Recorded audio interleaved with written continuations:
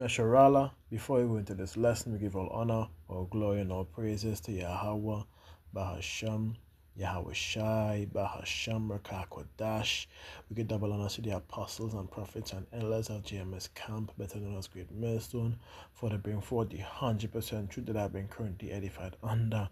Shalom to the elect, the tabernacle of David, and I am a brother Zariak, coming to you this lesson. Now, I'm not wasting my time exposed wanting to get against or get at certain people. But when information like this is brought out, it has to come out. We have to expose them. Alright? So, like I promised that I'm going to do a lesson bringing out that Mr. Philip Mitchell's Anthony Mitchell's church is under a 501c3, and if they are under a 501c3 organization, it means their doctrine is not correct, it's not sincere. That's because what they're taking bribes according to the scriptures. Right? So without further ado, before we go into the understanding of them being under 501c3, let's now understand what a 501c3 is. So first, the information is brought here is, can a 501c3 jeopardize or influence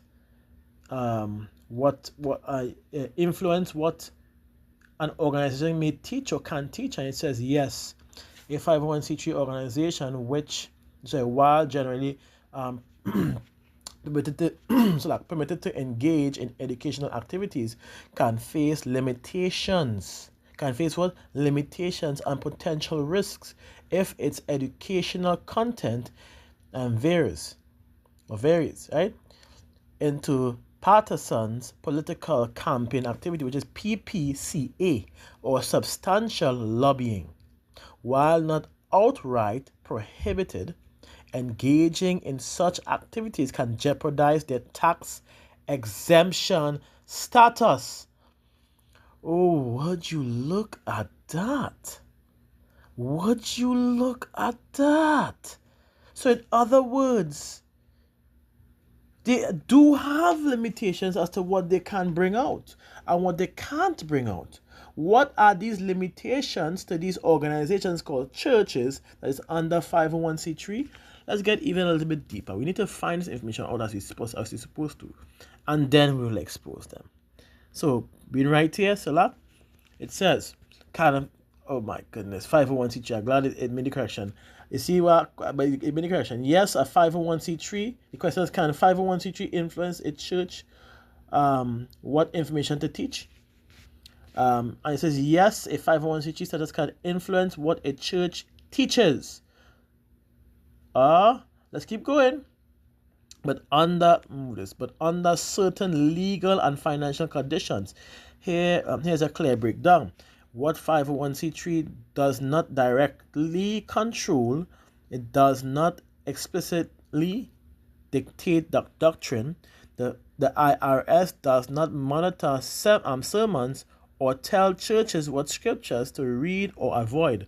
But here it says, watch this, don't let them fool you, keep going. However, 501c3 does impose restrictions. So it's saying something and then saying something different after. Does it impose restrictions or limitations? The answer is yes. Any organization under 501c3 already has limitations before getting into the nitty-gritties. And as we show, it could clearly shown from the beginning part, it does prevent you from teaching or bringing out certain things. And it's going to show you here as you keep going. Let's keep reading, right? These the influence comes from restrictions tied to keeping tax exemption status, like we read before. Especially, you see, so it's admitting, especially a church under 501c3. Especially a church under 501c3. Let's keep going. Cannot endorse or oppose political candidates. Pastors can't tell members who to vote for from the pulpit. Well, we know that's a lie because that has been happening for a very long time. Let's keep going. Teaching that supports or opposes a political figure can be risky if it appears partisan. If that's wrong. So My pronunciation may be off, Salak. Let's go to the next one. As it goes into, it's going to say, Salak. I'm going to go down. Oh, let me go from verses 2 then. It says, limited lobbying. Churches can teach about laws and policies, but cannot engage in substantial lobbying, trying to influence legislation heavy. It goes, when it goes on, it says, too much political teaching or advocacy could jeopardize their 501c3 status. Let's go to the next one. This is direct. This is clear. And it tells you avoiding non-charitable activities if a teaching is considered hate speech, discriminatory or not aligned with public benefit, it may be scrutinized. Like we are the Hebrew Israelites and the true Israelites, the true Jews, according to law and testimony, and that the small hatters across there are Jewish. They are not actual Jews, but they are what false Jews according to scriptures. Isn't that going to jeopardize your tax exemption and more benefits that you would looking to get? Isn't that so? Or how about what the death shot has done when you're speaking against it, it's getting our videos blocked? Or how about, what's taking place with Iran or even the MOTB and all these things that many brothers, aside from myself, has gotten blocked, our videos blocked and removed from. Let's keep going. This is the main part. I've got my video taken down for exactly this. For homosexuality. Let's read. This may pressure church to avoid controversial topics. Example, LGBTQ issues, race, Edomites, Israelites, race, government corruption. Because on TikTok as well, speaking about Edomites, apparently, and bringing out who they really are, is viewed as hate speech. Bringing out who they are in the earth today, the so-called white man. It's viewed as hate speech. So, clearly, these topics cannot be mentioned. So now you have someone that's in a pulpit having no choice if they want, if they are willing to, listen to what I'm saying, if they are willing to consent to what is being informed for them to teach, or for them not to teach, if they are willing to consent that they were given more tax exemptions, other benefits, donations, all these things. Those are called bribes. A church is not supposed to conform or consent to any organization but Yahweh Shem Yoshai.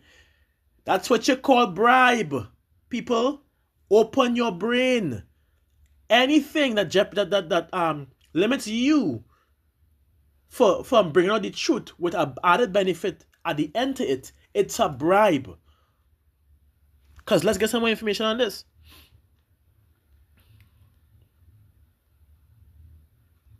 I believe it was. Yeah, this is it here yourself. Before you go into it, what's a bribe? Let me pause.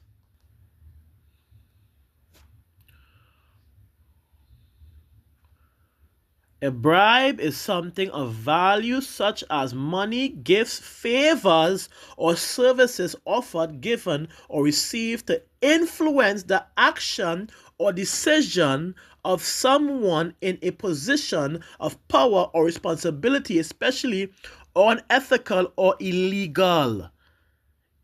Example, key points: purpose, to persuade someone to do something dishonest or to neglect their duty.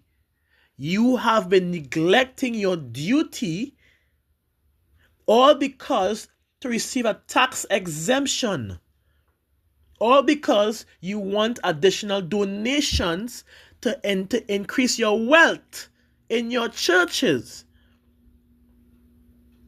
That's a bribe, literally. Let's keep going. For example, paying a government official to overlook a crime or approve a permit unlawful. Legal status. In most countries, bribery is a crime and is considered a form of corruption. Oh, well, that's a big corruption. Simple example, if someone pays a police officer to ignore traffic violations, that's a bribe.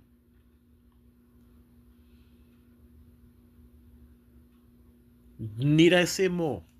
Because you are given gifts or favors or services just to be under 501c3. And I think I have something on that too and I need to bring out. Let's get here. Benefits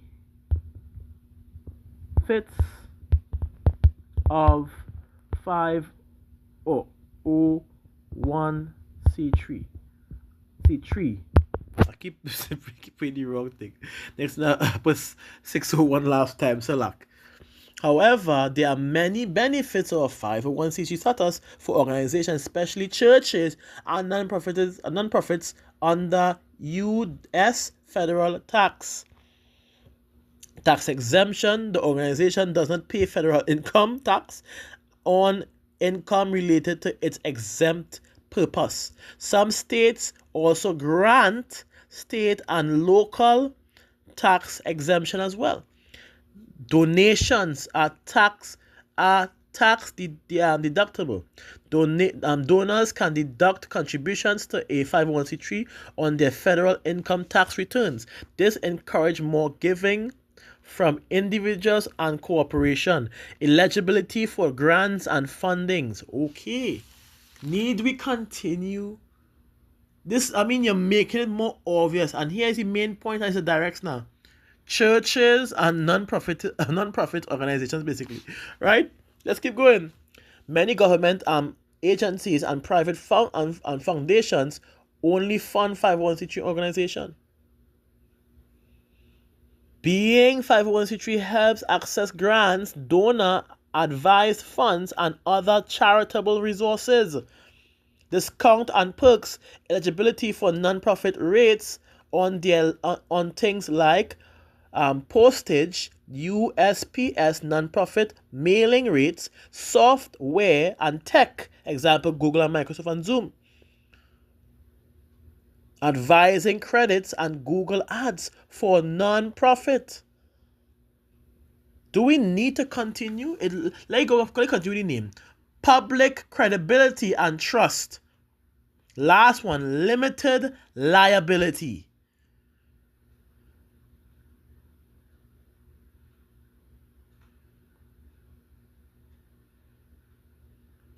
So imagine all these benefits that you receive and just to hush your mouth and not talk about the foolishness that's going on on the earth today. Not what? Not bring out okay, in other words, not to talk about and condemn the foolishness that's going on in the earth today. That is your purpose. To hush your mouth for certain things. But yet, you want to sit here and talk about we preaching a false doctrine. Now, you all know exactly who I'm going for. I made the promise. So, you see this one here? Pastor Philip Mitchell, Auntie Whitney Mitchells of the 2819 church or 2819 church. I have something for you. Because the question was, and you see the question here, is the 2819 church under 501c3? Yes, Mission 2819 is a 501c3 non-profit organization. It's a Christ-centered, veteran-owned organization focused on missions and supporting projects that furthers Christianity. An organization's mission is rooted in Matthew 28 and verse 18, hence the name Mission 2819. 28919. So you are outright knowing your flaws. You are taking bribes. No wonder why you are coming against the people. You literally taking a bribe Your church, the organization is taking a bribe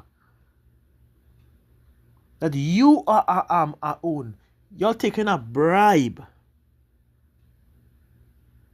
And then you want to come and say that the Hebrew Israelites are false and speaking false doctrine, and don't bring a false doctrine here.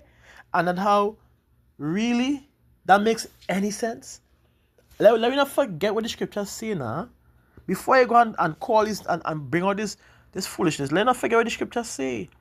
It's right here. As it goes on to say, thou shalt not take no gift. No what? Gift. For the gift blindeth the wise and perverteth the words of righteousness. NLT, take no bribes, for a bribe makes you ignore something that you clearly see. A bribe makes even a righteous person twist the truth. But you here talking a pack of nonsense about Hebrew Israelites and going directly against them, like you have an agenda against them, and you believe that you bring out the truth when taking a bribe, when you have limitations to your teaching. Okay, which one is more of a fool, to be exact? Us or you? That's my question. I want to leave it there, but we know you're on shit. There's nothing you could say or do to prove otherwise, because you're already going against the scriptures. You're already going off against the scriptures. This is made clear. We have another one again. Let's read again. Deuteronomy chapter 16 and verse 19 says, "So thou shalt not risk judgment, thou shalt not respect persons, neither take a gift. For a gift doth blind the eyes of the wise and pervert the words of righteousness." Why is it perverting the words of righteousness? Because the person that is being bribed, that is receiving the gift, is going to look past what is done. It's as simple as that. It as it goes on to say what Lord and what it took about, and it perverts the judgment. It perverts the judgment that is shown. Come on. So saying something, now we know, watch me, now anyone who's listening and watching this, now you all know that these people are not to be trusted. Bible says they can't do anything against but for the truth. They can't have the truth within them if they're taking bribes, man. You're taking gifts to not preach a certain doctrine, to not go into certain topics. You have limitations on the way you preach. How could you have the wisdom? How could you have the sound doctrine if you are limited to what you have to teach? As far as I understand, according to the scriptures, the Bible says what? Let me get a precept. 2 Timothy chapter 3 and verses 16. And it goes on to say, let's read. It says, all scriptures is given by the inspiration of God and is profitable for doctrines, for reproof, and for corrections, and for instructions in righteousness, that a man of God, of power, may be perfect and truly furnished unto all good works. So how could you claim to say that you have the 100, that we are false, when you can't even bring out all scriptures to edify that man, that they may be truly perfect unto all good works? You are false, sir. People, you are false, because the one thing you fail to do is follow the instructions of Yahweh Shem Yoshai. You have taken a bribe. Precept immediately, as scripture say what? The fear of Yahweh is the beginning of wisdom, but fools despise wisdom and instruction. And what is wisdom according to the scriptures? Your law and testimony. Our scripture made clear. Let me get a precept one, again. We go with it. We run with it. We run with it. Let me get a precept one time. I believe it's 9. Yeah.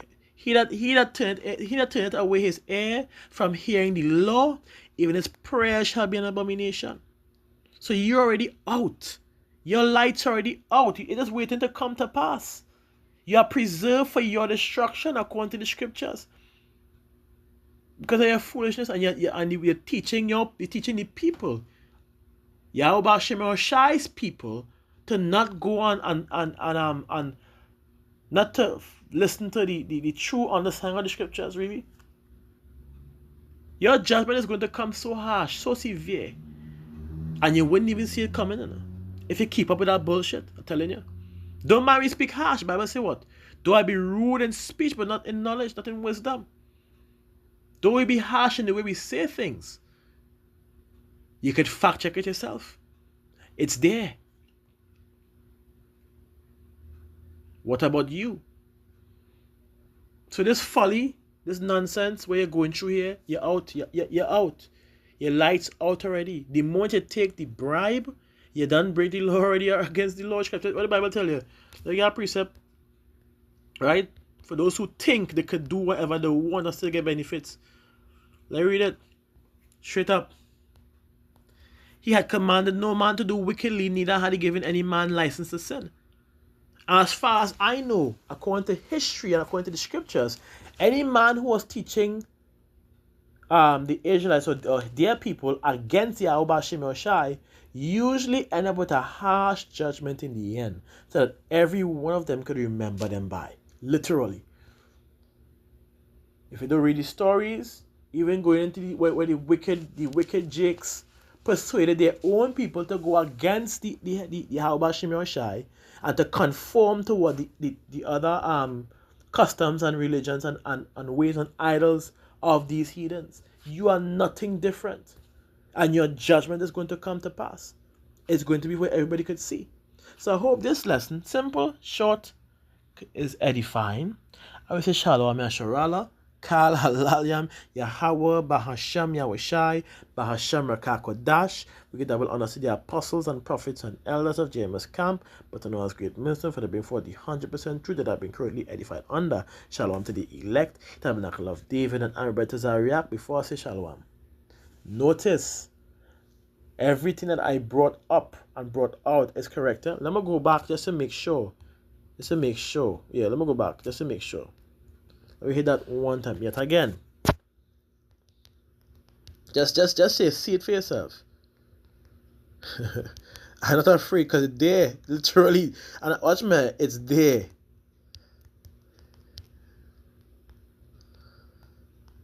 Simple.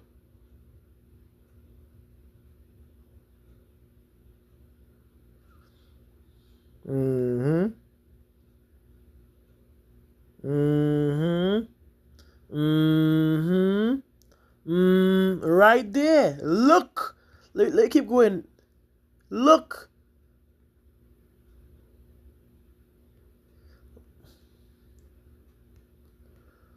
Here it says, question, right. It says 2819 Church in Atlanta is a religious congregation under U.S. tax law. Churches that and their affiliated religious organizations are generally automatically considered 501c3 entities and do not need to file forms. So, alright, boy. Okay. From theology school straight to 501c3. Watch me. I think I done here. Let me see. Okay, maybe I'm wrong. Let me go into the next. It have others. Let me see. Maybe some more time I know. I asked one more. Church 2819 Church is a 501c3 non-profit organization based on the United States. It is focused on communities, outreach, supports, and spiritual development. The church likely offers various programs and services aimed at meeting the needs of its local community, including worship services, educational programs, and social services. If you need more information, I done. Let me ask her next one. Let me see. Maybe two of them wrong, right? And maybe Google wrong too. Hold on. It appears that 2819 is part of the named several organizations that are 501c3 nonprofits. Here is a few examples found in search. Mission 2819, which is his, 501c3. As you see here, the next one, Mission 2819. So then we have Matthews 2819, which is what was mentioned of the church, of the 2819 church, which was Anthony owned. As said, his other title would be Matthew 2819, which is a precept it's mentioned too. Now you see it here. So you have Matthews 2819 Ministries. This the list. This is also listed as a 501c3 non-profit charitable organization. I am done here. My work of literally exposing fools is done. Now I could literally leave and say shalom.